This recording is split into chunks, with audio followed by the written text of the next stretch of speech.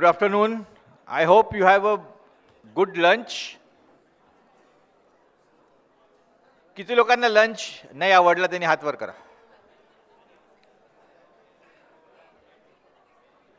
बरं, किती लोकांना आवडला त्यांनी हात वर करा. आणि आता हाच हात पाठीवर न्या आणि pat yourself that you are the only entrepreneur who are concerned about the business. So congratulations to you all.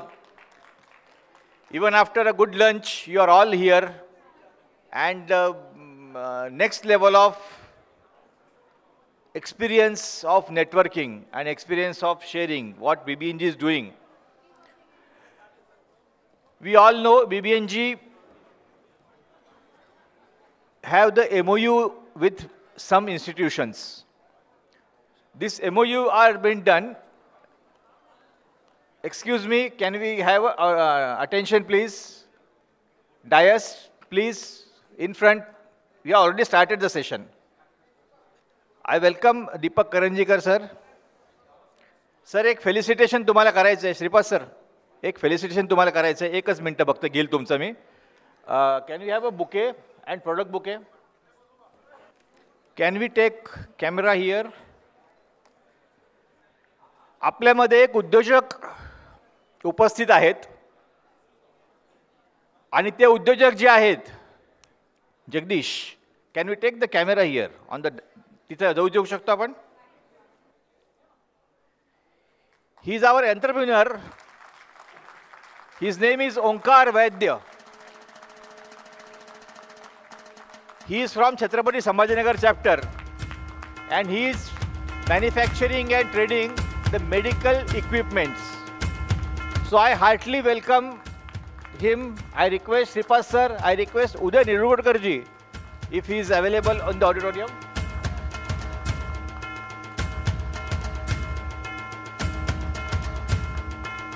Please cheer him up.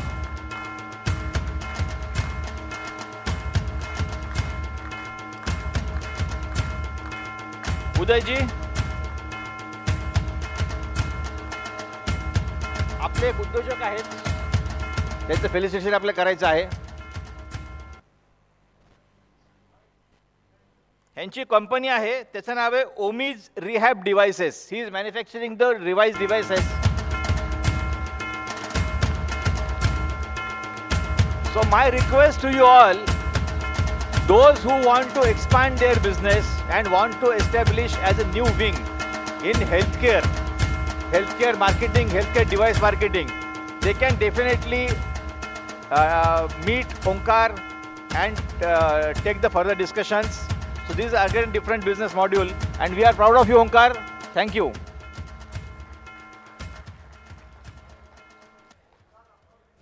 Member आहे तो आपला छत्रपती संभाजीनगरचा. येस, एक 2 मिनिटं त्यांना माईक देता आला कॉर्डलेस तर बघा. Can we have a cordless mic there? सगळ्यात पहिल्यांदा सन्माननीय सभागृह आणि सन्माननीय व्यासपीठ यांना मनपूर्वक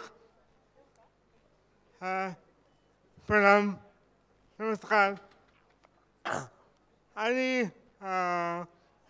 मी हे अतिशय मनापासून बोलतोय की आज BBNGने हे जे जेस्चर दाखवलं आहे, श्रीधर सरांनी पूर्ण टीमने हे जे जेस्चर दाखवलं आहे, हे it epitomises our essence of our community. कारण आतापर्यंत मी अनेक वक्त्यांच्या व्याख्या ऐकल्या की ब्राह्मण म्हणजे काय. त्या सगळ्यांसमोर मी अतिशय त्यांच्या नखाची किंवा पायाची धुळीची पण सर मला नाही. पण ब्राह्मण म्हणजे काय तर जेव्हा विश्वाचा अर्थ तुमच्या मनी प्रगटतं आणि जे ते भेटीभूत ते माझे भाऊ ते माझे भगवंत हे जे संत एकनाथ महाराजांनी आपल्याला कृतीतून दाखवलं तेच आहे ब्राह्मण. ब्राह्मण म्हणजे ही केवळ वर्णव्यवस्थेचा टप्पा नाही आहे, तर आपण सगळ्यांनीच मी 1-2 मिनटं वेळ घेत होतो की आपण सगळ्यांनीच कधी ना कधी अब्राहम मॅस्लोची हायरार्की ऑफ नीड्स हे ऐकलेलं आहे. गरजांची उतरंड त्यामध्ये सगळ्या प्राथमिक टप्पे झाल्यानंतर सगळ्यात प्रमोच्च बिंदू येतो तो सेल्फ ॲक्च्युलायझेशन. आणि तो सेल्फ ॲक्च्युलायझेशन म्हणजे काय, तर आपण स्वतःचं मी पण विसरून समाजासाठी उत्स्फूर्तपणे जे काही करतो ते सेल्फ ॲक्च्युलायझेशन आणि ते म्हणजे ब्राह्मणत्व. Thank you, Omkar. Thank you very much. Thank you sir. And as a policy matter in my region, Nasik, Sambhajinagar, we have given memberships to these physical challenged people complimentary. मित्रांनो, मूकं करोति वाचालं पंगो लंघयते गिरिम यत कृपा तमम वंदे परमानंद माधव. माधवाची कृपा असल्यावर गिरीसुद्धा लंघता येतो पंगू असला तरी. हे ओंकार वैद्यांनी आपल्याला दाखवून दिलेलं आहे. मी नव्हे, BBNG आहे तोपर्यंत आणि ओंकार वैद्य आहेत तोपर्यंत BBNGच्या ते राहत असलेल्या गावातल्या चॅप्टरची फी त्यांना माफ राहील. तू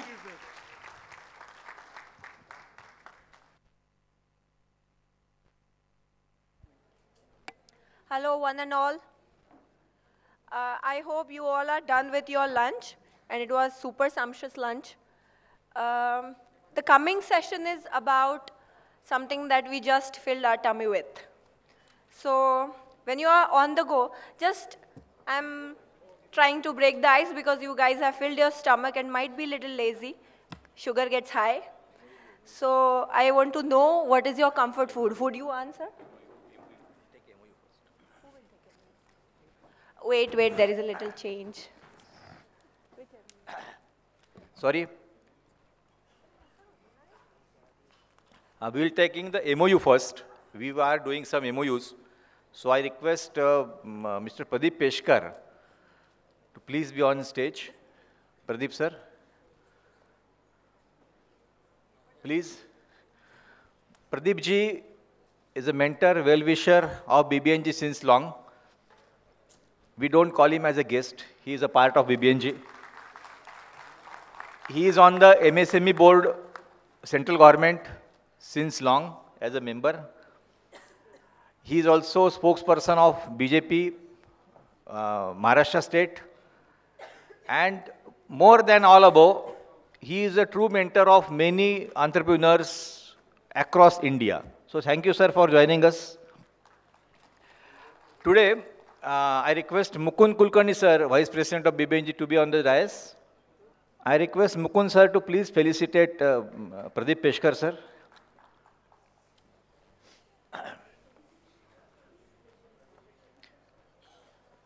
Since from today, we will be entering into a MOU.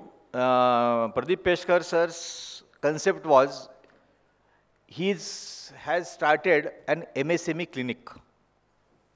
A clinic where, like a healthcare clinic, whatever happened to us, whatever disease to us, whatever symptom to us, we go to a clinic and we are being checked and treated by an expert. He gives some medicines.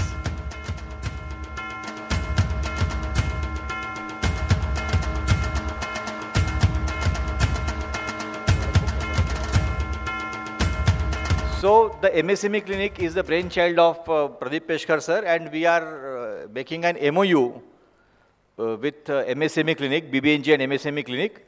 And definitely this MOU will be helping us, our entrepreneur, our MSME members, MSME registered companies, by and large. So I request both of dignitaries to exchange the MOU.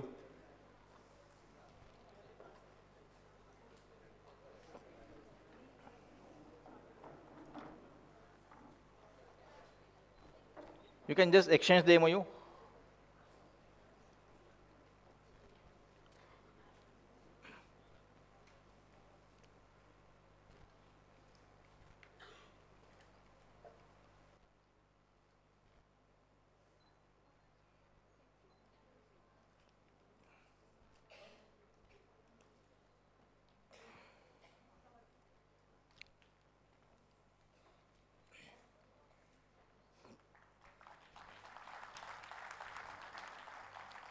And I request Pradeep sir to please brief us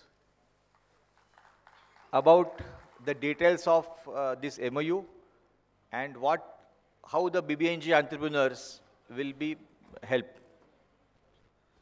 मला माहिती आहे की 1.5 minute आहे, 2 पण नाही.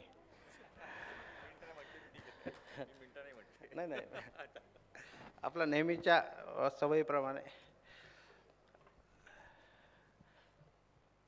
या कॉन्फरन्समध्ये आलेले सर्व उद्योजक बंधू भगिनी तसेच पूर्ण BBN परिवार, व्यासपीठावर असलेले मुकुंद कुलकर्णी सर, अभिजित चांदे सर, आपण सर्वजण. मी प्रत्येकच कॉन्फरन्सला येण्याचा प्रयत्न केला आहे, एकच फक्त येऊ शकलो नाही, नाहीतर सर्व कॉन्फरन्सला मी उपस्थित आहे आणि मला जे जे काही काम सांगितलं ते मी केलं आहे. मुकुंदराव बरोबर ना? ठीक. आत्ता प्रस्तावना इंग्लिशमध्ये झाली आणि मी सरळ मराठीत सुरू केलं. याचं कारण असं आहे की विषय तसा इथून आहे सर्वांच्या. याचं कारण आपण कुठल्याही भाषेत जरी बोललो तरी जेव्हा ठेच लागते ना तेव्हा ऐग आपल्याला ते आठवतं पटकन. त्याच्याशीच लिंक्ड हा विषय आहे MSME clinic, micro small medium enterprise. Shripadrao आणि त्याची टीम, आपण सर्वजण उद्योगाच्या वाढीसाठी प्रयत्न करतो आहे. मोटिवेशनसाठी मोठे मोठे स्पीकर्स या ठिकाणी आलेले आहेत. दरवर्षी प्रयत्न होतो आहे आणि त्याचं आज मोठं रूपांतर आपल्याला दिसतं आहे. 600-650 रजिस्टर्ड मेंबर्स या ठिकाणी आहेत. प्रत्येकाला ग्रो व्हायचं आहे आणि मोटिवेशनसाठी जे ऑलरेडी ग्रोनअप आहेत ते सुद्धा आलेले आहेत. परंतु एक फेज अशी कुठेतरी येते किंवा वारंवार काही वेळा होतं की बिझनेसमध्ये अडचणी येतात. जसं आपण आजारी पडतो तसंच आपला उद्योगही आजारी पडतो. त्याचं पहिलं निदान हे स्वतःला होतं. जो एंटरप्रेन्युअर ओनर आहे त्या ओनरला पहिलं निदान होतं की काहीतरी गडबड आहे बरं का, आता ते पुढे कसं जायचं. तर यावेळी नक्की सांगायचं कोणाला, हा प्रश्न आहे. आणि हे संघटनात्मक पातळीवर सोडवावं असा प्रयत्न केला आणि मागच्या 8-10 वर्षात अतिशय चांगला रिझल्ट मिळाला. आणि त्यानंतर असं सुरू केलं की we will act as a knowledge partner with all associations. त्यामुळे महाराष्ट्रातल्या बऱ्याच औद्योगिक संघटनांबरोबर मी नॉलेज पार्टनर म्हणून आमचं युनिट काम करतं. उद्योगमित्र संस्थेच्या वतीने हा सगळा विषय आम्ही करतो. आणि या MSME क्लिनिकमध्ये 3 प्रकारे आम्ही ॲड्रेस करण्याचा प्रयत्न करतो. Which are our strength, that is III technique. III आपण जर B2Bच्या हॉलमध्ये गेला असाल तर त्या ठिकाणी आमचा प्रतिनिधी आहे आणि त्या स्टँडीवर लिहिलेलं आहे III. First I stands for information. Whatever information you require, you will get it at single point. Second I stands for initiative. हे मी तुम्हाला बरं वाटावं म्हणून मी इनिशिएटिव्ह म्हणालो. खरं मी त्यांना नेहमी म्हणतो इन्फ्लुएन्स. आणि अनेक सरकारी खात्यामध्ये इन्फ्लुएन्सशिवाय काम नाही होत.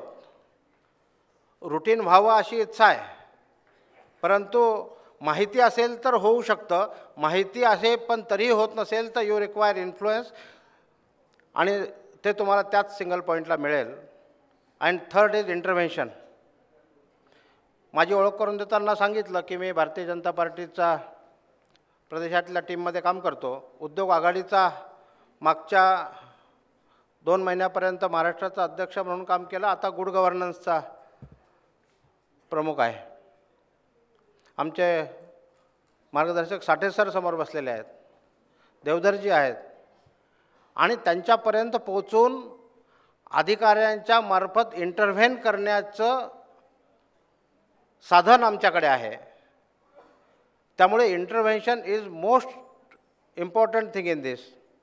त्यामुळे information, influence or initiative and third is intervention, या तिन्ही प्रकारे काम यातून होऊ शकतं.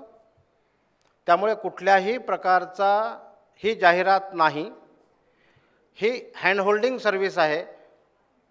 त्यामुळे कुठल्याही प्रकारचं आपल्याला अडचण आली, थोडक्यात सरकारी प्रेमपत्र आलं तरी फक्त फायनान्स एवढंच नाही, तर ग्रोथसाठी सुद्धा रिक्वायर्ड असेल तर, आणि स्टॅट्युटरी रिक्वायरमेंटच्या बाबतीत असेल तर, कुठल्या नियमांच्या बाबतीत असेल तर, सबसिडी आणि स्कीम्सच्या बाबतीत असेल तर, तुमचं सजेशन असेल तरी, पॉलिसी इंटरव्हेन्शन असेल तरी, कुठल्याही प्रकारचा विषय लागेल तर तुम्ही www उद्योगमित्र ऑनलाईन अशा प्रकारची वेबसाईट आहे, udyogmitraonline.com, त्यावर तुम्ही MSME क्लिनिकला व्हिजिट करू शकता. सगळं ऑनलाईन काम चालणार आहे, पर्सनल भेटीची आवश्यकता नाही. धन्यवाद.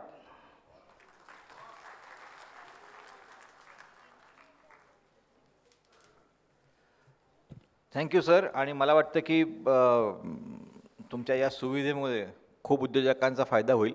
तर ही वेबसाईट मला वाटतं तुम्ही लिहून घेतलेली असेल, नाही तर मी परत सांगतो. MSME ह्याच्यावर एकदा दाखवून द्या.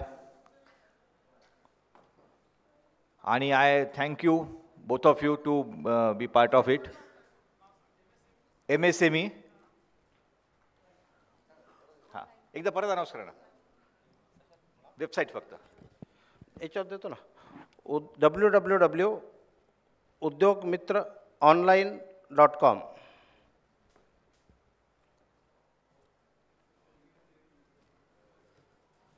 Thank you sir, thank you very much. आणि I am sure this website is going to help you a lot. एक खूप वेगळं पॅनल डिस्कशन आपण आता बघणार आहोत.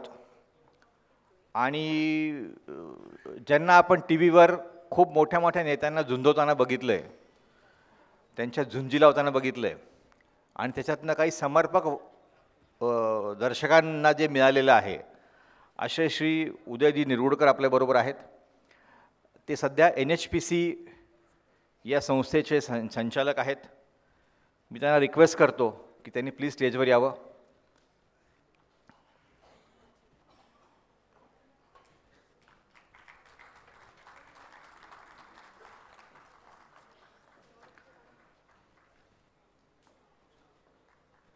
Please sir. सोबत आपल्यापैकी बरेचसे उद्योजक, many of us are looking at the global opportunities. So we have eminent personalities over here who has gone out of our boundaries and exploring the different type of business. And I am sure their inputs will be definitely important for us. I request Mr. Vijay Joshi, Mr. Anand Ganu, who is the founder of a global Section 8 company, Garje Marathi. Please, sir, please welcome.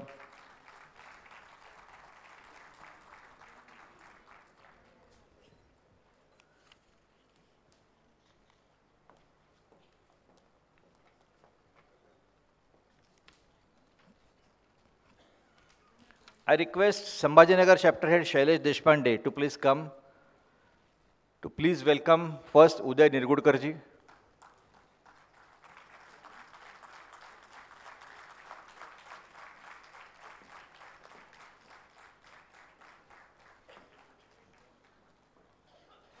I also request Akshay to please accompany him.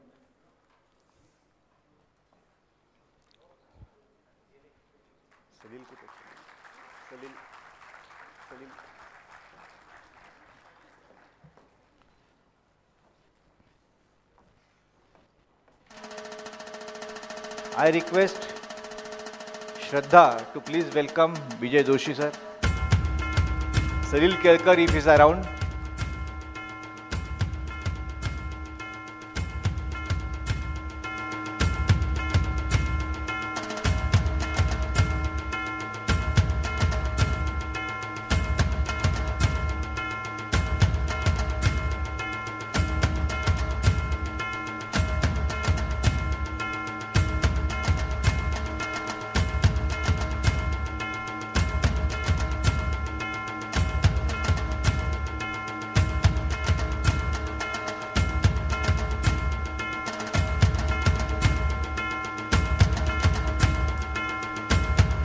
Another dignitary we have from Japan, ex-MLA of Japan, Mr. Yogendra Puranik. Please.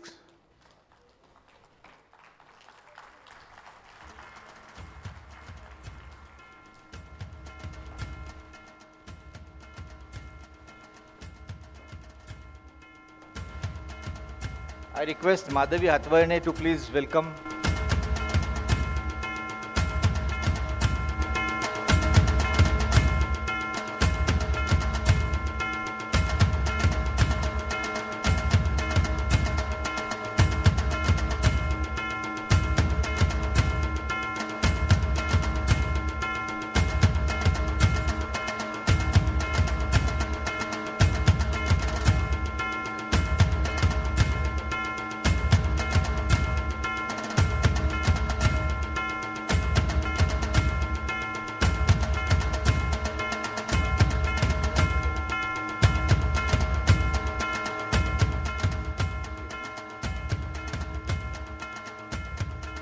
I request Madhavi to please welcome Puranik sir.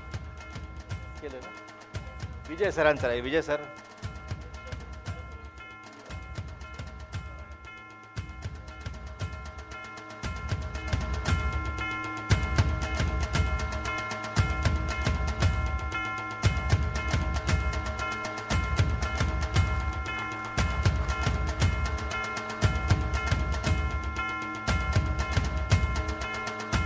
I request MC to please give the cordless at the rise.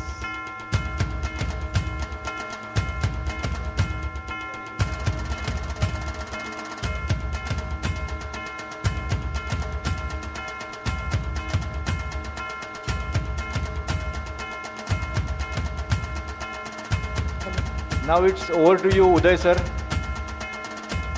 And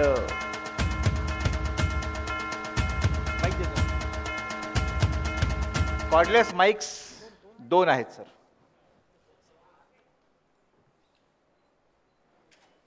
mics द्या.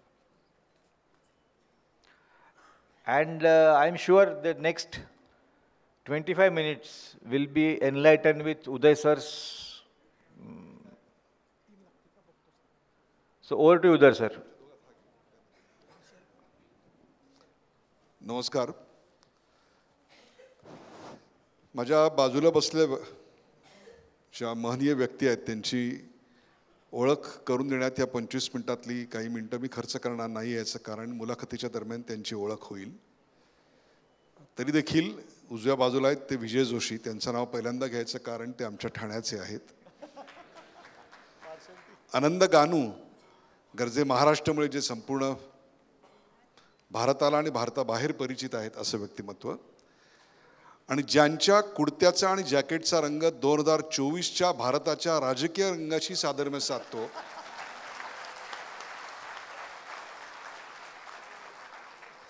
योगेंद्र पुराणिक. या टाळ्या प्रायोजित नव्हत्या, या उत्स्फूर्त होत्या.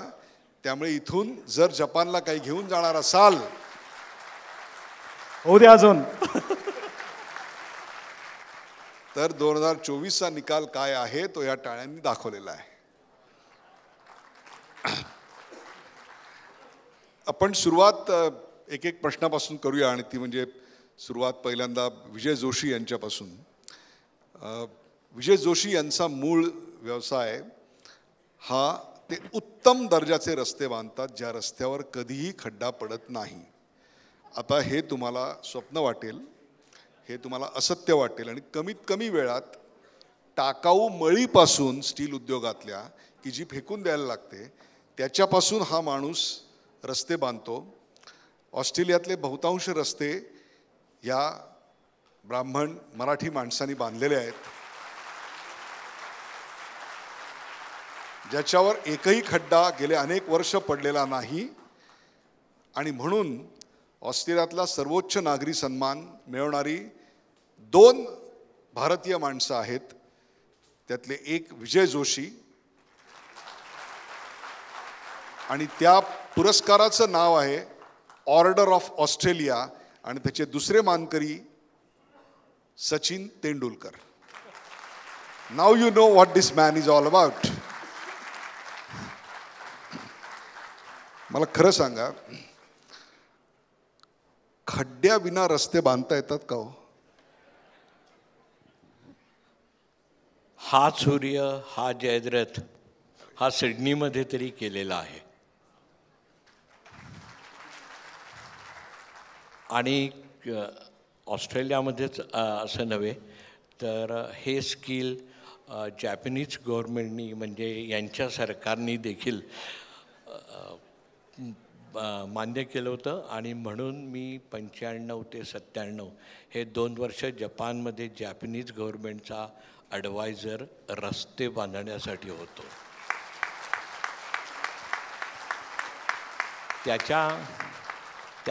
त्याच्यानंतर America, New Zealand, Thailand इथेही रस्ते बांधलेले आहेत. जगभर माझी स्वतःची कन्सल्टन्सी आहे. ब्राह्मण माणसाची जगभर कन्सल्टन्सी आहे. आता यांचा पुढला प्रश्न असेल भारतात का नाही बांधत, तर I live that with you. तुम्ही ऑफिशियली विचारा. तुम्हाला असं विचारतोय की तुम्ही सर्वत्र रस्ते बांधताय, थायलंडचं नाव घेतलं, ऑस्ट्रेलियाचं नाव आहे. अहो, जगातले सर्वात जास्त रस्ते आत्ता दिवसाला भारतात गडकरी साहेब बांधतायत. मग हे सर्व रस्ते खड्डामुक्त का असू शकत नाहीत? आहेत ना. मी नेहमी पॉझिटिव्ह स्पिन देतो. मी गेली 15 आपलं हे सरकार आल्यापासून मोदीजींचं मी गेली 10 ते 12 वर्ष झाली नितीनजी गडकरींचा ॲडवायझर म्हणून, म्हणजे त्यांच्या डिपार्टमेंटचा नॅशनल हायवे ऑथॉरिटी, त्या डिपार्टमेंटचा मी ॲडवायझर आहे. आणखीन मळीपासून जिथे जिथे रस्ते बांधण्याचा जो प्रयोग मी करतो आहे, आणि नुसताच प्रयोग नाही तर आता तुम्ही रांची टू कलकत्ता, त्याच्यानंतर आत्ता रिसेंटली मी ज्या कामासाठी आलो आहे तो म्हणजे बुकारोला चाललो आहे, भिलाईला तो तशाच टाईपचा मी स्टील बांधतो आहे. मुंबई ते दिल्ली जो रोड बांधला तो अहमदाबादच्या इथे देखील तशाच टाईपची माझी टेक्नॉलॉजी ही वापरण्यात आलेली आहे. सो नॅशनल हायवेसाठी मी नक्कीच काम करतो. फक्त अजूनपर्यंत अनफॉर्च्युनेटली स्टेट लेवल किंवा कुठल्याही कॉर्पोरेशनसाठी मला कधी काही बोलवण्यात आलेलं नाही आहे, पण more than happy to assist.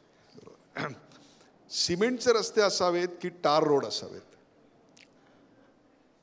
Direct प्रश्न असेल तर टार रोड. मग भारतामध्ये इतक्या प्रचंड मोठ्या प्रमाणात आत्ता सिमेंटचे रस्ते का बांधले जातात? तरी टेम्परेचर वाढतंय. नाही, ॲक्च्युली काय म्हणजे आम्ही ऑस्ट्रेलियामध्ये काय करतो किंवा आम्ही कॉम्बिनेशन करतो, कारण कॉन्क्रीट आणि टार याच्या दोन्ही टाईपमध्ये प्लस आणि मायनसेस आहेत. तर आम्ही काय करतो आहे की कॉन्क्रीटचे पण पूर्ण सेक्शन 300 मिलीमीटरचा कॉन्क्रीटचा न वापरता आम्ही फक्त एक 150 मिलीमीटरचा कॉन्क्रीटचा रस्ता वापरतो आणि त्याच्यावरती कॉम्बिनेशन म्हणून टारचे रस्ते वापरतो की जेणेकरून रस्ता क्विक होतो, कमी खर्चात होतो, गाडीला ग्रीप चांगली मिळते आणि आवाज येत नाही. डांबरी रस्त्यांचा आवाज येत नाही, कॉन्क्रीट रस्त्याचा मात्र शेजारच्या बाजारच्यांना म्हणजे त्या बाजूची जी सोसायटीज आहेत त्यांना खूप मात्र आवाज येतो. प्रेक्षक या माणसाचं काम किती महत्त्वाचं आहे याची एक आकडेवारी तुम्हाला देतो. भारतात दर दिवसाला 1269 अपघात रोज होतात. त्यातले 462 हे फेटल असतात, म्हणजे ज्यात मृत्यू होतो. याचा अर्थ तासाला 19 लोक या देशात केवळ रस्ते अपघातात मृत्युमुखी पडतात. एवढ्या मृत्युमुखींची संख्या कारगिल युद्धात नव्हती, पाकिस्तान युद्धात नव्हती, कॅन्सरमध्ये नाही, डायबिटीसमध्ये नाही. त्यातले सर्वात जास्त मृत्यू भारतात कशामुळे होत असतील जगात, तर ते फक्त आणि फक्त रोड ॲक्सिडेंटमुळे होतात. आणि ते रोड कंडिशन्स, ड्रायव्हिंग प्रॅक्टिसेस आणि वाहनांची योग्यता यावर असतात. त्यात सर्वात जास्त मोठा वाटा हा चुकीचे रस्ते बांधले आणि रस्त्यावरचे खड्डे यामुळे होतो. आणि त्याचं उत्तर या माणसाकडे आहे. Thank you. That's the beauty of it.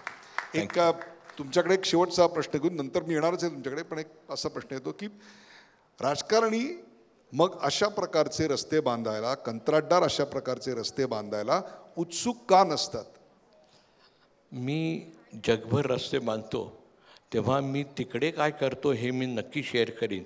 इथे काय करतात ते मला माहिती नाही, पण खड्डे असतात एवढंच माहिती आहे. मी आज देखील ठाण्याहून आलो तर मी वंदे भारत घेऊन आलेलो आहे बरं का. सगळे म्हणाले वेळेत कसा काय पोचलास, तर म्हटलं अरे ट्रेनने आलो. तर मला म्हणाला अरे रस्ते जगभर रस्ते बांधणारा माणूस देखील ट्रेननी काय येतो. तर त्याचं उत्तर हेच आहे की अनफॉर्च्युनेटली त्याच्यात राजकारण असेल. कंत्राटदारांना पैसे द्यावे लागतात. ऑस्ट्रेलियात तर अजिबात नाही. भारतात जाऊ द्या. भारतात मी काही कॉन्ट्रॅक्टर नाही आहे, मला माहिती नाही. So this is a diplomatic question. पद्मश्रीसाठी बायोडाटा तयार करू नका, खरं सांगा. नाही, मी तुम्हाला सांगतो की मी सगळ्या जगभरात ऑस्ट्रेलियामध्ये जे ऑलिम्पिक्स आली 2000 साली, तेव्हा करप्शन हा एकदा विषय पेपरमध्ये आला होता. त्याच्यानंतर आणि ते सुद्धा ऑलिम्पिकचं, म्हणजे Olympic stadium is $1 billion job. पण मी आता सिडनी एअरपोर्ट 1993-94 साली बांधला. आणखीन तो देखील $1.2 बिलियन होता. आणि ती नवीन टेक्नॉलॉजीनी बांधलं. तर सुरुवातीला येस नवीन प्रॉडक्ट माहिती आहे तुम्हाला असतो, तर त्याचा रिलक्टन्स खूप होता. पण एकदा ऑस्ट्रेलियन लोकांना, तिथल्या इंजिनियर्सना समजलं की ही नवीन टेक्नॉलॉजी आहे आणि दिस कॅन बी इम्प्लिमेंटेड, वेस्ट प्रॉडक्टपासून चांगले रस्ते बांधता येतात. So they have given me the green light. आणि त्याच्यानंतर पुढले सगळे रस्ते हे वेस्ट प्रॉडक्टपासून बांधण्यात आले. वा, क्या बात, क्या बात. आनंद गानू यांनी आपल्या सगळ्यांना माहिती असेल की गर्जे महाराष्ट्र याची स्थापना करून एक प्रकारे मराठी माणसाचा झेंडा हा संपूर्ण भारतभर, जगभर नेला. त्यांची जी पार्श्वभूमी आहे ती मूलतः औषधी रसायन या विषयातली एक प्रचंड मोठी पार्श्वभूमी आहे. जगभरात प्रवास, व्यवसाय, संशोधन, उत्तम पुस्तकं त्यांच्या नावावर लिहिलेली आहेत. आणि कॅन्सर संदर्भातलं जनजागृती किंवा त्याचं अर्ली डिटेक्शन यात त्यांनी प्रचंड मोठं काम केलेलं आहे. सर्वप्रथम आपण त्यांच्या गरजे या इनिशिएटिव्हबद्दल बोलूया. काय हेतूनं तुम्ही याची स्थापना केलीत, कधी केलीत आणि त्यातून काय साध्य होतं आहे? नमस्कार. मला बोलायची संधी दिली त्याबद्दल सगळ्यांचे आभार, संस्थेचे आभार. आणि सगळ्यात मोठं एक थोडंसं विषयांतर होतं आहे, पण डॉक्टर उदय निडगुरकरांसारखा प्रसिद्ध आणि पत्रकारितेतला महामेरू मला प्रश्न विचारतोय, ह्यांनीच मुळी भरावून गेलेलो आहे. म्हणजे आम्ही अनेक वर्षे ह्यांचे टी व्हीवरती प्रोग्राम लागले की बंद सगळं कार्यक्रम संपवून पाहायचो. सो तुम्ही प्रश्न विचारता हाच आमचा ऑनर आहे. बरं, एनिवे विषयात. आणि एक दुसरी गोष्ट सांगायची, विजयजी तुम्ही एक उत्तर द्यायचं थांबलात. त्यांनी एकदा उत्तर दिलं होतं की रस्त्यांच्या विषयी. ते म्हणाले ऑस्ट्रेलियामध्ये आम्ही इंजिनियर रस्ते बांधतो आणि भारतात राजकारणी रस्ते बांधतात. हा त्यांनी फरक सांगितला होता. एनिवे, गर्जे मराठी ही संस्था आम्ही 2016 साली भारताच्या बाहेर जाऊन मोठी झालेली मराठी माणसं की जी प्रोफेशनली एंटरप्रेनरशिप वाईज किंवा आपल्या समाजाला परत देण्यासाठी एकत्र आणण्याचा आम्ही प्रयत्न चालू केला. ही सुरुवात झाली ही डॉक्टर दिनेश केसकरांच्या एका आर्टिकलवरनं झाली.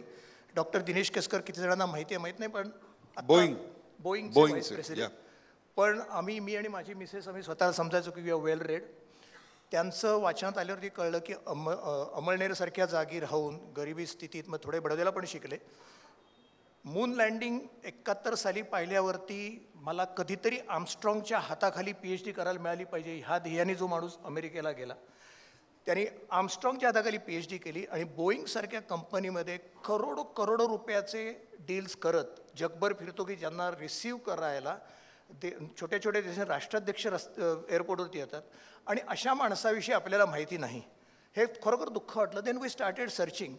आणि जी सर्वसाधारणपणे कल्पना असते की देशाच्या बाहेर जाणारी माणसं ही पैसे कमावणं हा एक मेन हेतू असतो, तसं नसून आपल्या मराठी लोकांनी इतकी स्वतःची सुंदर पोझिशन जगभर निर्माण केली आहे हे पाहिल्यावरती ह्या सगळ्या लोकांना एकत्र आणण्याचा आम्ही प्रयत्न केला. हे सुरू झाल्यावरती आमचं नशीब म्हणा किंवा ही एक व्हॅक्यूम होतं म्हणा, कारण का आपण जगभरचे लोक कल्चरल सोशल किंवा आपल्या सणासुदीला एकत्र येतो, पण एकमेकांना मदत करण्याच्या दृष्टीने जसे मी कुठल्याही समाजाचं नाव घेत नाही पण बाकीचे समाज जसे एकत्र येतात तसे आपण येत नव्हतो. सो आम्ही हा प्रयत्न चालू केला तेव्हा इतक्या स्फूर्तीने आणि होल हार्टेडली लोक एकत्र झाली की जी एक संस्था मला असं वाटलं होतं की मी एक छोटी 2-4 पुस्तकं लिहून संपेन, ती संस्था आज जगात 25 ठिकाणी प्रेझेन्स आहे, 15,000हून. आणि गरजे मराठीत मी तुम्हाला सांगतो की आम्ही नम्राला महत्त्व देत नाही, जी आहे ती क्वालिटी आहे. आमच्याकडे आत्ता ह्या स्टेजवरती बसलेले पुराणिक आमचं जपानमध्ये काम पाहतात, विजय जोशी आमचं ऑस्ट्रेलियात काम पाहतात. सो जगातली सगळी चांगली माणसं ज्यांना कुठलाही स्वतःचा किंवा सेल्फिशनेस नाही अशी देवाच्या दयेने आमची एकत्र झाली आहेत. आणि आम्हाला हा जो प्लॅटफॉर्म आहे हा प्लॅटफॉर्म महत्त्वाचा असा आहे कारण का देणारे खूप आहेत, आम्ही घेणारे आयडेंटिफाय करायचा प्रयत्न करतो आहे की ज्यांच्याबरोबर आपल्याला मेहनत करता येईल, काम करता येईल असे लोक आयडेंटिफाय करायचा प्रयत्न करतो आहे. सो तिथे BBNG सारखी संस्था आम्हाला खूप उपयोगी पडू शकते. सर्वसाधारणपणे मराठी माणसांच्या ज्या संस्था आहेत, ब्राह्मणांच्या ज्या संस्था आहेत, त्याच्यात एक दोष गेल्या काही वर्षात डेव्हलप झाला आहे. तो म्हणजे त्यांचे हेतू अतिशय चांगले असतात, करणाऱ्या माणसांची इंटिग्रिटी, कॅरेक्टर, त्यांची अचिव्हमेंट्स इम्पेकेबल असते, परंतु ते जेव्हा एकत्र येतात तेव्हा त्याला संमेलनाचं म्हणजेच उत्सवाचं स्वरूप येतं. त्यातून जी वैचारिक देवाणघेवाण किंवा जे बिझनेस एक्सचेंज मारवाडी किंवा जैन कम्युनिटीच्या अशा अनेक कार्यक्रमात मी पाहतो, तसं मला इथं आपल्याकडे अभावाने जाणवतं. यावर गरजे मराठी काय मात करतं? अगदी तुम्ही काय म्हणतात ते टू द पॉईंट असा विषय काढला आहे. आपण एकत्र येतो, साखर काढलेला माणूस असेल किंवा कुठलं तरी हळदी कुंकू, नऊवारी साड्या आणि ढोल ताशे, आणि त्याच्यानंतर आपण घरी जातो. आणि ही जी गॅप होती ती गॅप जेव्हा आपण लोकांसमोर ठेवलं की आपण प्रोफेशनली एकत्र येऊ, तेव्हा लोकांनी ती अक्षरशः मनापासून उचलून धरली. आत्ता आमचं समिट झालं गरजे मराठीचं 29-30 जुलैला. 600 लोक 2 दिवस लिटरली इतकं मोठं नेटवर्किंग झालं. आजचा तुमचा जो समारंभ आहे त्यात मी सुरुवातीला जी 3 शब्द ऐकले की लर्न, नेटवर्क अँड प्रोग्रेस. मी आता इथे 6-7 तास काढले. गेल्या 7-8 तासामध्ये I have learned a lot. आत्ता थोड्यापूर्वी नेटवर्किंग म्हणजे काय हे सुद्धा आम्ही पाहिलं. आत्ता जे आपले आधीचे वक्ते होते त्यांच्याबरोबर बोलल्यावरती मला कळलं की अरे दिस वी कॅन डू टुगेदर. आम्ही स्टार्टअप्सना मेंटरिंग करतो. आमच्याकडे व्हेंचर फंड आहे की ज्याच्या थ्रू आम्ही महाराष्ट्रातल्या स्टार्टअप्सना, बिझनेसना इन्व्हेस्टमेंट करू शकू. सो आता जी स्टेज आलेली आहे की मराठी माणूस एकमेकांना मदत करत नाही, हा पास्ट टेन्स झालेला आहे. मी मध्ये एक छोटासा समारंभ होता, महाराष्ट्र गव्हर्नमेंटने केला होता, तेव्हा स्टेजवरनं सगळ्या यंग मुलांना मी सांगितलं होतं की आपल्यात 2 दोष आहेत मराठी माणसामध्ये. एक, आपण स्वतःविषयी बोलत नाही, कारण काय आपल्याला लहानपणापासून सांगितलेलं असतं की प्रौढी करू नको, तो एक मोठा दोष आहे. आणि आपण मागायला लाजतो. सो माझं ते यूथ्स होते समोर, त्यांना सांगितलं की स्वतःविषयी बोला. तुम्ही बोललात तर लोकांना तुम्ही काय ते कळेल. आणि मागायला लाजू नका. देणारे लोक तयार आहेत, पण तुम्ही मागितलंच नाहीत तर कसं देणार. आणि मोठा झालेला प्रत्येक माणूस मागूनच मोठा झालेला असतो. त्यामुळे आता जी आपल्या सर, आणि एक्स्पेशली मी आता थोडंसं ब्राह्मण समाजाविषयी सांगतो. माझ्याकडे 15,000 लोक आहेत, जीव तोडून काम करतात. पण मला सांगायला अभिमान वाटतो, विदाऊट डिमिनिंग एनीबडी एल्सिस दिस थिंग कॉन्ट्रीब्युशन, 90% लोक आपल्यातलेच असतात. वा. जे कुठलीही अपेक्षा न करता काम करतात. ते लोक मी डोळे बंद करून सांगू शकेन की ह्या एका संस्थेचे असतात, परत मी पॉलिटिकल पार्टीत जात नाही म्हणून नाव घेत नाही, ह्या एका संस्थेचे असतात किंवा ब्राह्मण समाजातले असतात. सो आपला समाज हा निश्चित ह्या देशाचं ॲज वेल ॲज महाराष्ट्राचं भविष्य ॲज वेल ॲज वर्तमान अगदी उज्ज्वल करतोय आणि करत राहील याची मला खात्री आहे. वा. आपा, ज्यांची मुलाखत घेताना मला विशेष आनंद होणार आहे असे योगेंद्र पुराणिक हे जपानमध्ये असतात आणि त्याहीपेक्षा सुद्धा ते जपानमधले एक अत्यंत यशस्वी राजकारणी आहेत. तिथे निवडणूक जिंकून आलेले आहेत. सर्वप्रथम तुम्ही कोणती निवडणूक जिंकलीत आणि कशी जिंकलीत?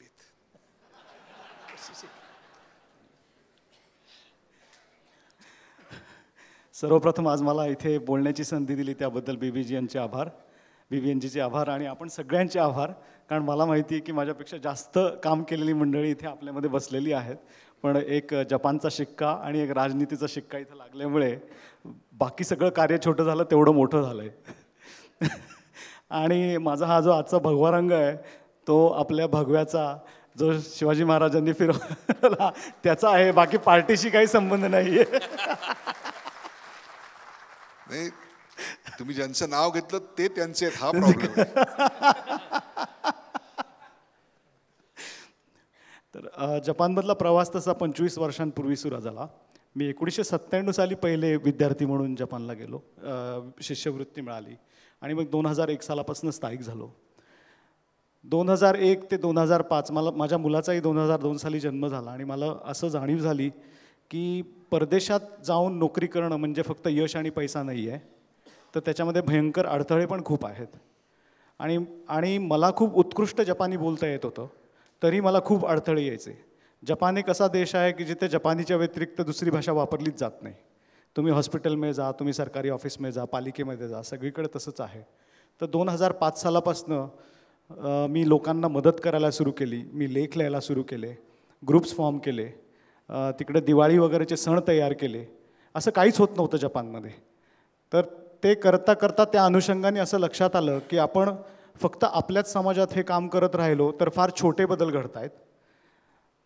जर का आपल्याला मोठा बदल करायचा आहे तर आपल्याला जाऊन त्यांच्या बाजूला बसावं लागेल, कारण की त्यांच्या लक्षातच येत नाही आहे की ह्या लोकांकरता काय करायची गरज आहे.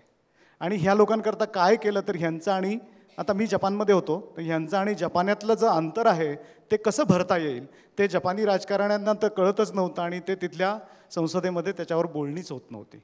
तर अशा विचारांनी मी 2019 साली तिथल्या इलेक्शनमध्ये उतरलो. आणि सुरुवातीला असं काही वाटलं नव्हतं की पहिलं इलेक्शन जिंकेन. माझी असिस्टंटही तिथेच बसली आहे. आमच्या सगळ्यांचं असंच होतं की पहिली आपण लढूयात आणि दुसरी जिंकूयात.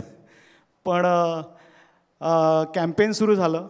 जपानमध्ये गाड्यांचा ताफा चालत नाही, पोस्टर कुठेही मोठे मोठे लावता येत नाहीत, ठरलेल्या जागा असतात तेवढं तिथेच लावता येतं. पैसे देता येतात का?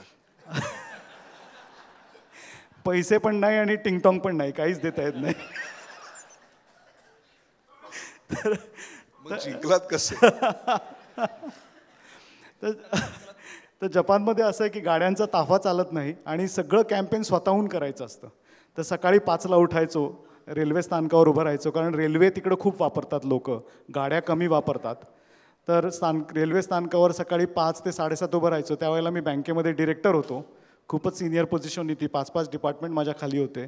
7:30ला संपवलं की ऑफिसला पळायचो, संध्याकाळी 7ला परत यायचो, पुन्हा स्टेशनवर उभं राहायचं रात्री 12पर्यंत. आणि असं जवळजवळ 1.5 महिना चाललं आणि मग त्याच्यानंतर लोक जोडत गेली.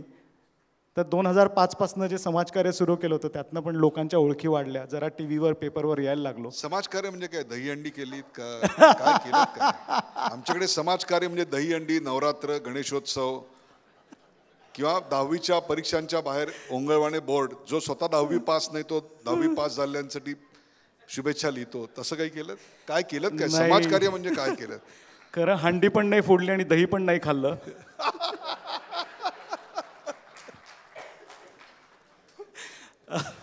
फक्त रात्री खूप काम करायचं, त्यामुळे ॲसिडिटी कमी करण्याकरता दूध मात्र प्यायलो. तर समाजकार्य म्हणजे असं, मी जसं आता तुम्हाला म्हणलं की आम्ही जेव्हा परदेशात राहतो तेव्हा नगरपालिकेत गेलं तर तिथे इंग्रजी बोलणारं कोणीच नसतं. हिंदी तर सोडाच. किंवा आता हॉस्पिटलमध्ये गेलो तर तिथे जपानीतच डॉक्टर बोलतात. सगळं काही जपानीत चाललेलं असतं. सगळ्या सरकारी वेबसाईट आहेत त्या सगळ्या जपानीमध्ये आहेत. तर फक्त आता तुम्हाला म्हणजे एक साधं उदाहरण देतो की 2011 साली तुम्हाला लक्षात असेल की जपानमध्ये खूप मोठा भूकंप झाला. आणि त्या भूकंपाच्या वेळेला तुम्हाला अगदी स्पष्टपणे सांगतो, भारतीय दूतावासाने हात वर केले, आमची अजिबात काही मदत केली नाही. त्यावेळेला मी उभा राहिलो, माझ्याबरोबर माझा एक मित्र उभा राहिला. आम्ही घरच्या घरीच कॉल सेंटर सुरू केलं. 2 नंबर लोकांना सांगितलं, तुम्हाला काही प्रॉब्लेम असेल आम्हाला फोन करा. दिवस रात्र काम केलं. तर हे त्याचं एक उदाहरण आहे की अरे माझं लहान मूल आहे इथे, सर माझ्या मुलाला कॅन्सर होईल का, आम्हाला भारतात जायचं आहे. नाही तुम्ही असं काही घाबरू नका. ही एक छोटीशी ओळख. मग दुसरी ओळख की सर आमच्या घरी जेवायला काय नाही आहे. मग ते ग्रुपमधनं विचारायचं अरे, कारण की काय झालं की भूकंप झाल्यानंतर सगळं लॉजिस्टिक्स थांबलं होतं. लोकांच्या घरी प्यायला पाणी नव्हतं. तर मग ते त्यांच्या घरी त्यांना पोहोचवणं, इकडनं तिकडनं गोळा करून आणणं, ह्या गोष्टींपासून सुरुवात. तसंच हॉस्पिटलमध्ये कोणाला जाऊन प्रॉब्लेम सॉल्व्ह करता येत नाही, डॉक्टर लोक भाव देत नाहीत, मग त्यांच्याबरोबर जाऊन हॉस्पिटलमध्ये त्यांचं इंटरप्रिटेशन करणं, त्यांचा प्रॉब्लेम सॉल्व्ह करून देणं, या गोष्टी. किंवा शाळेंमध्ये असं होतं की शाळेंमध्ये आपली मुलं जपानी शाळेमध्ये गेली की त्या मुलांचं इंग्लिशमध्ये आपण जे बुलिंग म्हणतो, त्रास देणे, ते खूप प्रमाणात होतं. मग ते शाळेत जाऊन तिथे मग त्यांची चौकशी करणे. नॉर्मल आईबाप गेले तर ते त्यांना थाराही देत नाहीत. मग तिथे मग आम्हाला संघटना म्हणून जावं लागतं. तर अशी सगळी कामं खूप एकदम खालच्या थराला जाऊन केली. आणि आज तुम्हाला सांगतो की म्हणजे मी दिवसाला किमान 10 केस तरी मी लोकांच्या सॉल्व्ह करतो. सर हाच प्रॉब्लेम झाला, सर तोच प्रॉब्लेम झाला. आणि मी लोकांकरता वकील नाही आहे मी, पण जपानच्या कायद्याने काही अशा सोयी करून दिल्या आहेत. मी लोकांकरता स्वतः उभं राहून केस लढतो, कारण की मी जितकं जपानी बोलतो तितकं त्यांचा वकीलही बोलत नाही. वा, हाच एक प्रश्न आहे की तुम्ही आता सांगितलं की जपानमध्ये जर जपानी येत नसेल तर तुम्हाला काहीच करता येणार नाही. जपानी माणूस कितीही श्रीमंत झाला, समृद्ध झाला, पॉलिटिकली किती मोठा झाला तरी देखील तो दुसऱ्या जपानी माणसाशी मराठीतच जपानमध्येच बोलतो. मग जर लाखावर गेला तर मराठी माणूस दुसऱ्या मराठी माणसाशी इंग्रजीत का बोलायला लागतो?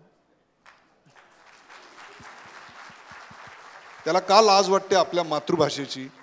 आणि जपानमध्ये जपानी शाळा बंद पडतायत का? कारण इकडे मराठी शाळा बंद पडतायत.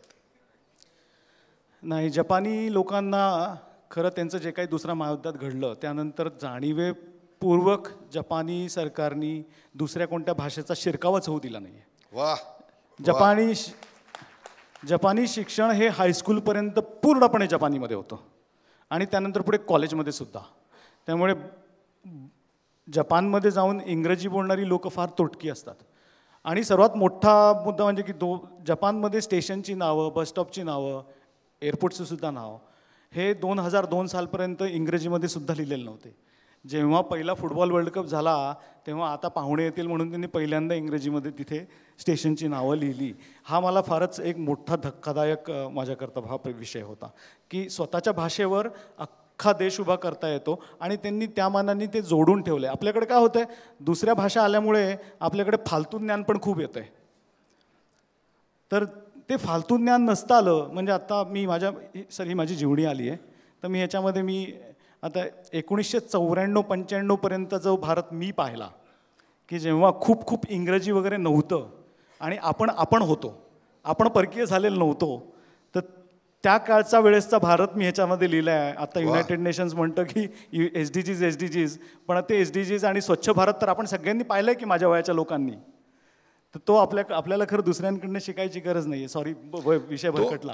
तो जो विषय म्हणताय तो एक खरं तर वेगळा विषय आणि त्याच्यावर संपूर्ण मुलाखत होऊ शकते. तो म्हणजे ग्लोबल कॉमनर असं होत चाललंय. ग्लोबलायझेशनच्या रोड रोलर खाली 90च्या दशकात अनेक ठिकाणी ग्लोबलायझेशन आलं. त्याच्या रोड रोलर खाली जी प्रादेशिक अस्मिता होती, प्रादेशिक टेस्ट होती, प्रादेशिक वैशिष्ट्य होती, भाषिक वैशिष्ट्य होती, ही सगळी रोड रोलर खाली सपाट झाली आणि संपूर्ण जग एकाच दृष्टिकोनातून एकाच सारखं दिसायला लागलं. याचा त्यांनी उल्लेख केला. तो सांस्कृतिकदृष्ट्या खूप मोठा प्रश्न आहे. परंतु 25 मिनिटं वेळेची मर्यादा, शेवटची 4 मिनिटं उरलेली आहेत. म्हणून एक छोटे 2-2 प्रश्न प्रत्येकाला विचारणार आहे.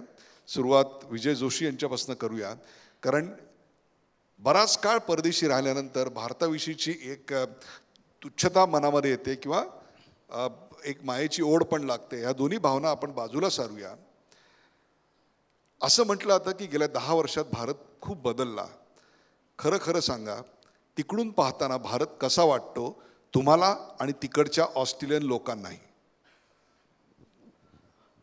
मी नेहमीच पॉझिटिव्ह सांगत असतो. आणखी मी वर्षातून भारतासाठी रस्ते बांधण्याच्या कामासाठी म्हणून वर्षातून 6 ते 8 वेळेला येतो.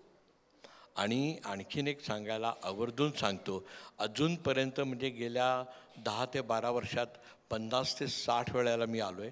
अजूनपर्यंत भारत सरकारकडून एकही पैसा घेतलेला नाही.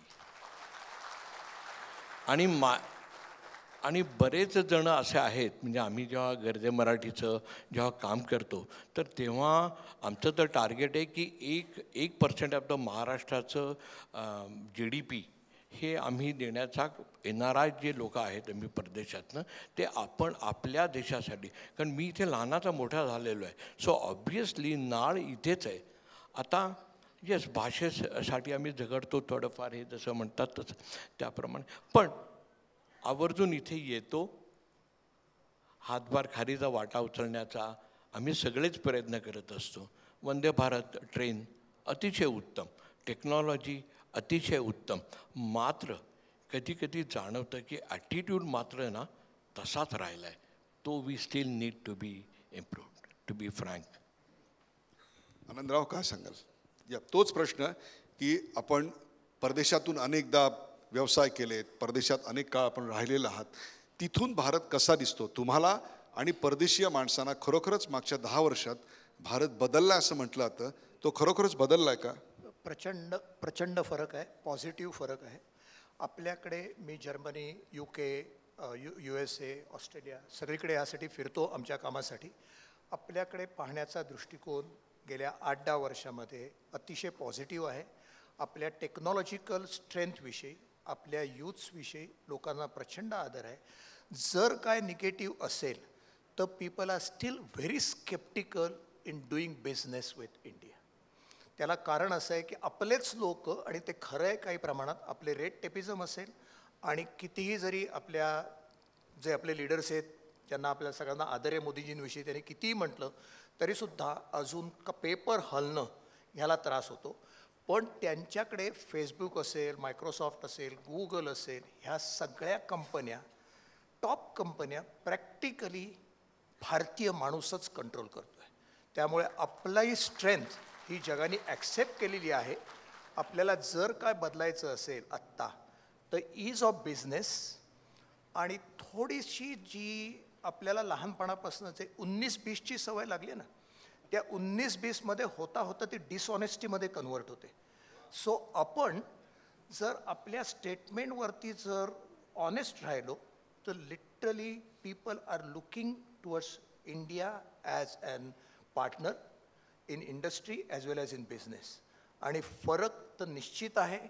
रस्त्यावरती फिरताना इंडियन माणसाला, मी जिथे कॅलिफोर्नियात राहतो, विश केल्याशिवाय गोरा माणूस क्रॉस करत नाही, एवढी आत्ता परिस्थिती. क्या बात आहे.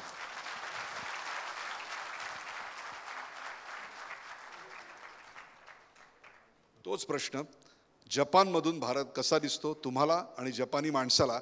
हा प्रश्न तुम्हाला अत्यंत महत्त्वाचा आहे याच्याकरता, कारण शिंजो ॲबे आणि या देशाचं प्रेम आम्ही अहमदाबादपासून दिल्लीपर्यंत, झुलेपासून टुलेपर्यंत सर्वत्र पाहिलेलं आहे.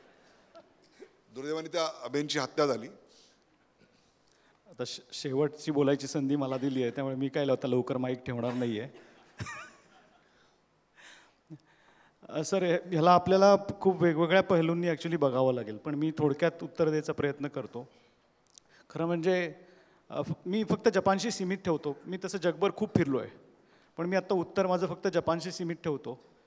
आज भारत आणि जपानची खरं खूप चांगली दोस्ती होऊ शकते, आणि हे देश खरं फार पूर्वीपासूनच एकमेकांचे दोस्त आहेत. ती म्हणजे तुम्हा लोकांना, फार कमी लोकांना माहिती असेल की जपानची जी लिपी आहे ती आपल्या संस्कृतवरनं बनवण्यात आलेली आहे, आणि हे जपान्यांनी मान्य केलेलं आहे, हे अमान्य नाही आहे. जपानी जे धर्म किंवा त्यांच्या रोजच्या आयुष्यात ते जे काही रिलिजियस फॅक्टर्स किंवा त्यांचे एटिकेट मॅनर फॉलो करतात ते आपण दिलेले आहेत, आणि ते मान्य करतात. प्रॉब्लेम आहे की ते आपणच विसरलो आहे.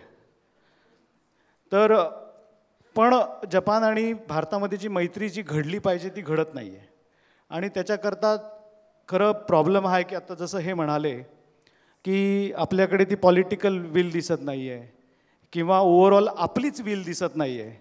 आपल्याकडे प्रत्येक गोष्टीमध्ये कॉम्प्रोमाइज आहे. म्हणजे मी जपानी मॅन्युफॅक्चरिंग कंपनीकरतासुद्धा 2 वर्ष काम केलं आणि जपानी बँकेकरतासुद्धा 10 वर्ष काम केलं. त्यामुळे तिकडच्या त्या संस्था आपल्याकडे कसं बघतात तर त्याच्यात असं आहे की आपल्याला प्रत्येक गोष्टमध्ये जसं आत्ता हे म्हणले की काहीतरी एक कुठेतरी डिस्काउंटिंग पाहिजे, म्हणजे परफेक्शन नको आहे. आणि त्याच्यामुळे काय होते की त्यांना जसं पाहिजे तर जपानी कसं आहे की त्यांना एकदम अत्युच्च क्वालिटीचा दर्जा पाहिजे, आपण ते त्यांना अजिबात देऊ शकत नाही आहे. दुसरी गोष्ट की आता आम्ही ऑफिसेसमध्ये जाऊन काम करतो, आपली लोक कशी असतात ते बघत नाहीत की जपानी कसे कपडे घालतायत, ते कसं एकमेकांना अदब देत आहेत, ते कसं रिपोर्टिंग करतायत. आपण हे शिकायचाही प्रयत्न करत नाही, आपण आपल्याच असतो. त्यामुळे आपल्या लोकांना वर चढायला फार त्रास होतो, ते तिथल्या तिथेच राहतात. मी ह्या गोष्टी मी लोकांना म्हणतो की तुम्ही ना कॉपी करा, जे चांगलं दिसतं ना ते कॉपी करा, जे वाईट वाटतं त्याला डिलीट करा. हे फार गरजेची गोष्ट आहे. आणि त्यामुळे आपण जेव्हा परदेशी जातो तेव्हा आपल्या बऱ्याच आपला रिस्पेक्ट आपल्याला मिळत नाही, आपल्याला जो आदर मिळाला पाहिजे तो मिळत नाही. तर त्याचं कारण दुसरे नसतात, तो आबरू नुकसानीचा दावा आपल्यावरच केला पाहिजे आपण. तर हे जे बदल आहेत आपण आजूबाजूला शिकून आपण त्याच्याकडनं शिकलं पाहिजे, त्यातनं पुढे गेलं पाहिजे, तरच आपला त्याच्यामध्ये एक पुढे होईल. फक्त एक शेवटचं बोलतो की मी भारतीय TV बऱ्याच वेळा बघतो, चीन असा आणि चीन तसा आणि भारत तसा आणि भारत तसा. फारच झूट आहे सगळं. चीन आपल्यापेक्षा खूपच बऱ्याच गोष्टींमध्ये पुढे आहे आणि त्यामुळेच आज जपानी 33,000 कंपन्या चीनमध्ये आहेत आणि त्या सक्सेसफुल ग्लोबल बिझनेस करत आहेत. आणि भारतामध्ये गेल्या वर्षी 1450 कंपन्या होत्या जपानी, त्या ह्यावर्षी फक्त 1400 आहेत, वाढत नाही आहेत, कमी होत आहेत. म्हणजे इतकं पॉलिटिकल मोदी आबे एवढा संबंध असताना सुद्धा कमी होतं आहे. त्याचं कारण तेच आहे की पॉलिटिकल विल आणि ते ज्यांच्याबरोबर काम करते ते डिलिव्हर करत नाही आहेत. तर आपण एवढे एक फरक आणले तर आपला भारत खूप पुढे जाईल. एक अगदी शेवटचा प्रश्न योगेंद्र असल्यामुळे, योगेंद्र पुराणिक अशा नावाची व्यक्ती जपानमध्ये निवडून येऊ शकते, ते तुम्ही सिद्ध केलं म्हणून प्रश्न विचारतोय. तुमच्या योगेंद्र असण्याचा जपानमध्ये काही त्रास झाला का? याचं कारण तुमच्या नावाशी साधर्म्य असणाऱ्या देवेंद्रना खूप त्रास होतोय.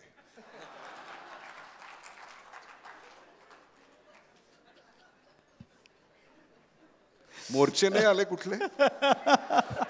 नाही, मी ॲक्च्युली माझं जेव्हा मी त्याच्यात जरा शहाणपणा दाखवला की मी माझं नाव बदलून योगी करून टाकलं, कारण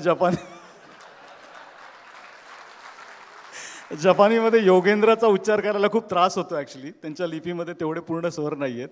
तर पण एक घडलं मात्र सर की जेव्हा मी स्टेशनवर वगैरे उभं राहायचो, आणि त्या अगोदर तुम्हाला एक सांगतो की मी जपानमध्ये निवडून आलेला फक्त 5वा बिगर जपानी माणूस आहे. पहिला स्वीडिश, दुसरा अमेरिकन, तिसरा कॅनेडियन, चौथा बोलिव्हियन. त्यामुळे त्या देशांना सोडून तिथपासून एशिया, मिडल ईस्ट सगळं धरून अशा चामडीच्या रंगाचा माणूस पहिल्यांदा जपानमध्ये जिंकून आला. त्यामुळे न्यूयॉर्क टाइम्सने लिहिलं की कदाचित जपानी लोकांची मेंटॅलिटी बदलली. हे खरंच लिहिण्यात आलं. त्यांचं योगी हे नाव त्यांच्या कपड्याच्या रंगावरून त्या योगींशी अगदी मिळतं आहे. प्रेक्षक, वेळ थोडा होता त्यामुळे फार थोडे प्रश्न घेता आले. परंतु कुठल्याही देशाची अर्थव्यवस्था संपन्न होते, अर्थव्यवस्था समर्थ बनते ती तिथल्या रस्त्यांमुळे. देशाची अर्थव्यवस्था समर्थ बनवणारा हा समर्थ ब्राह्मण.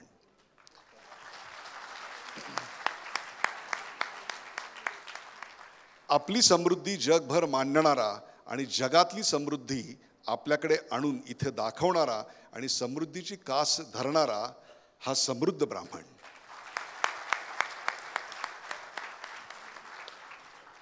आणि परदेशातली संपन्नता आणि देशातली संपन्नता यांचा संगम घडवणारा हा खरा संपन्न ब्राह्मण. असे 3 समर्थ, समृद्ध आणि संपन्न ब्राह्मण आज तुमच्यासमोर मांडले. धन्यवाद.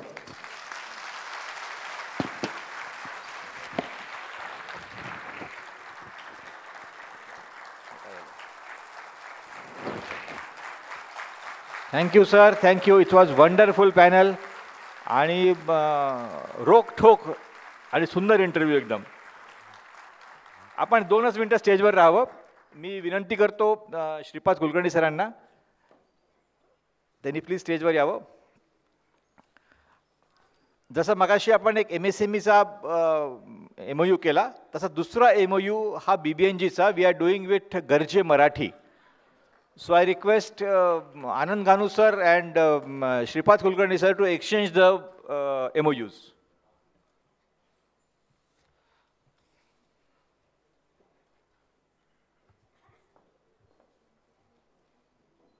This is again, if you are a BBNG member, या प्रकारची MOUs जी आहेत ह्याचा बेनिफिट आपल्याला घेता येतो.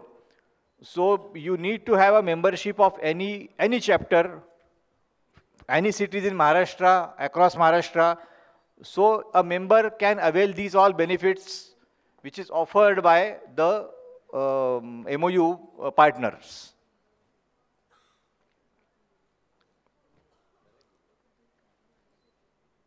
How to take membership is detailed in written in the diary which is given to you.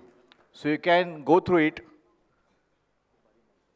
The next MOU which we will be doing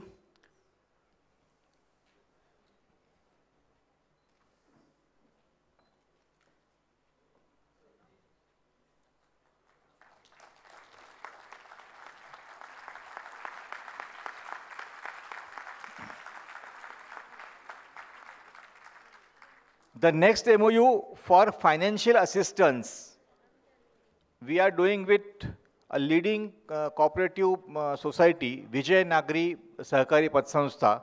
I request Sri Belan sir to please be on stage. I request Dr. Mali also to join us on the stage.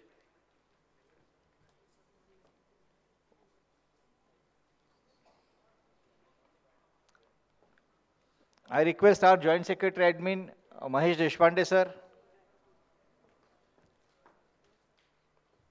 to please welcome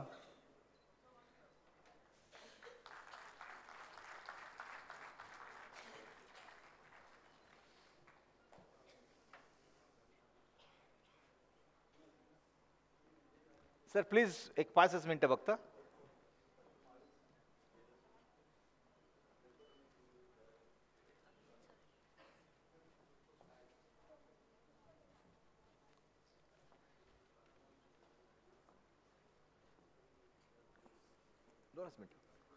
Just please. तुमचा presence फार महत्त्वाचा आहे sir, म्हणून तुम्हाला आम्ही विनंती केली स्टेजवर राहावी.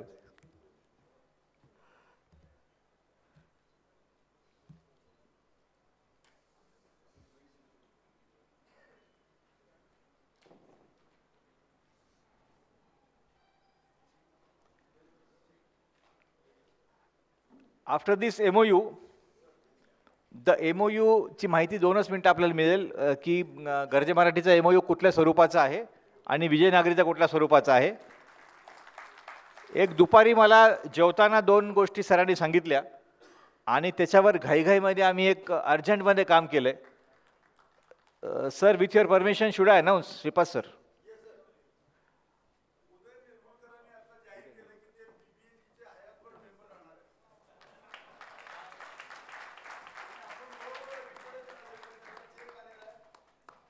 हा सिंबॉलिक आहे. Chincholikar Jagdish, please come.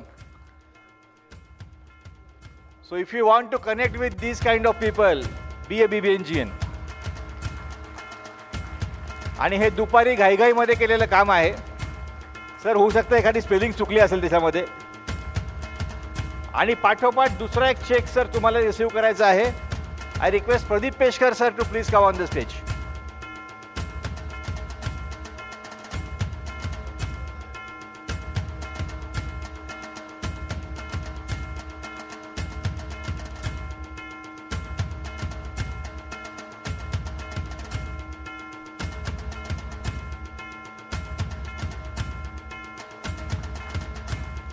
आणि these are symbolic checks and many more celebrities, many more affluent entrepreneurs and many more VIPs like you all are already part of BBNG. So I request Anand Ganu sir to please brief. Welcome. I request Mahesh ji to welcome Mali sir and Belan sir. I request Anand Ganu sir, please meantime come and just in a short, just tell us what is about this MOU.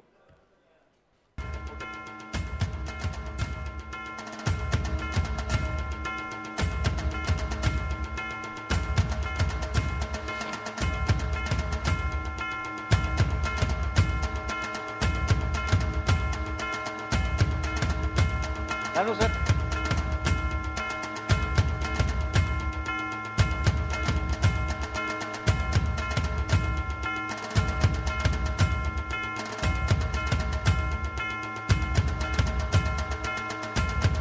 Thank you all, and I request dignitaries to please take the seats in front, and I request Ganu sir, please stay on the stage. Sir, Belan sir, एक 2 मिनिटं तुमच्या एमओची detail मला सांगा, फक्त 2 मिनिटं थांबा, तोपर्यंत Ganu sir सांगा. ओके, नमस्कार. आत्ता दोघांनी फार मोठं जेस्चर दाखवलं आपापल्यातर्फे BBNGला थोडंसं कॉन्ट्रीब्युशन करून. सो आमची संस्था US बेस्ड आहे. So I am promising you की आज संध्याकाळी इक्विवलंट अमाऊंट मी पण ट्रान्सफर करीन आपल्या संस्थेकडे.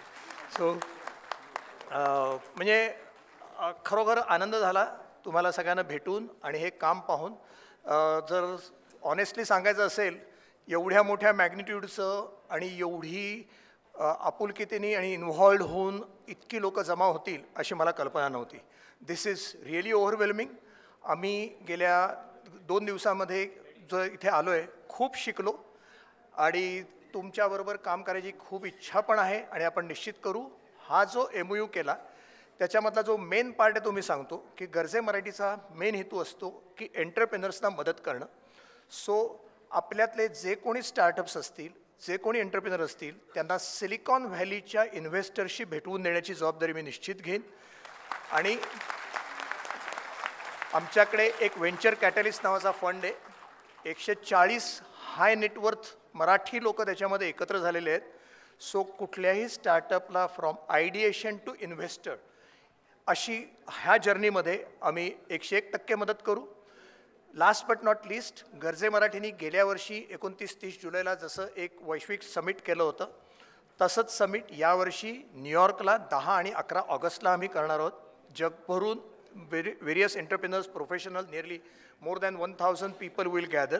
सो तिथे आपल्या संस्थेचे, आता मी मगाशी डिक्लेअर केल्यामुळे की मी पैसे देतो आहे म्हणून मी माझी संस्था म्हणतो आहे, माझ्या संस्थेतल्या BBNGच्या लोकांना मी तिथे आमंत्रण करतो आणि आपण असाच प्रवास पुढे करू. आज आम्हाला इथे बोलवून आमचा मान सन्मान केल्याबद्दल धन्यवाद.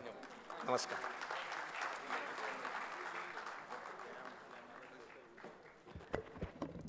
नमस्कार, मी देवेंद्र चंद्रकांत बेलन, व्यवसाय आणि चार्टर्ड अकाउंटंट, नाशिक येथे स्थित आहे. मी आज रिप्रेझेंट करतो आहे विजय नागरी सहकारी पतसंस्था. विजय नागरी सहकारी पतसंस्था 33 वर्षापूर्वी संगमनेरला फॉर्म झाली. घ्यावं लागता कायदा आहे, जसं कायद्यावर बरेच जण बोलले, निरगुड सरांनी जे रेड टॅपिझम वगैरे सांगितलं, तसं नावासाठी काही लोक बाहेरचे घेतलेले आहे. पण संपूर्णपणे 33 वर्षापासून ब्राह्मणांच्या उत्कर्षासाठी कार्य करणारी जर पतसंस्था असेल तर ती विजय नागरी सहकारी पतसंस्था आहे. आणि गेल्या 2 महिन्यापासून आत्ता नाशिक येथे इंदिरानगरला शाखा सुरू केलेली आहे. आमचा व्यवसाय जो आहे आपल्या पतसंस्थेचा तो जवळपास बिझनेस मिक्स 250 कोटी आहे, ठेवी 110 कोटीचा आहे आणि स्वनिधी ज्याला आपण म्हणतो ओन कॅपिटल भांडवल ते 27 कोटीचं आहे. आपलं महत्त्वाचं उद्दिष्ट लोकांना मदत करणं आहे आणि त्याच्यामुळे व्याजदर जे आपण लोकांना देतो ते साधारण 7 ते 8% आहे आणि आपण लोकांकडनं जे घेतो ते 10-10.5 पासून आहेत. म्हणजे साधारण 2-2.5% जो स्प्रेड आहे त्या 2-2.5% स्प्रेडमध्ये आपण संस्था चालवतो आणि एकदम कमीत कमी म्हणजे 2% NPA आहे आणि आपला बिझनेस दिवसेंदिवस वाढत आहे.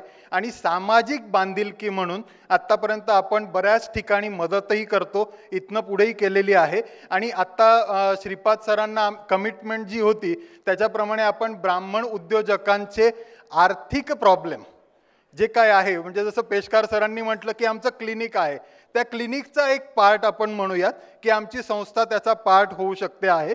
आणि आम्ही त्या नक्कीच जे काही शक्य आहे ते फायनान्स सेक्टरमध्ये जी काय मदत ब्राह्मण उद्योजकांना करण्यासारखी आहे ती प्रायोरिटीने फर्स्ट प्रायोरिटीने करणार आहोत. आणि याच्यासाठी आम्ही BBNG आणि विजय नागरी सहकारी पतसंस्थेचं MOU केलं आहे. तरी आपल्या सर्वांना विनंती आहे की आमची पतसंस्थेची वेबसाईट पण आहे, त्याच्यावर नक्की भेट द्यावी. Thank you. Thank you, sir. Thank you for your kind support to BBNG. And I once again repeat, those हे सगळे दे आसरा नावाचं आपलं एक MOU already आहे, which is providing again a network to our entrepreneur. So be a part of BBNG and enjoy all these kind of privileges, which is a continuous process. We are moving to the next part. I would like to call upon a very charming personality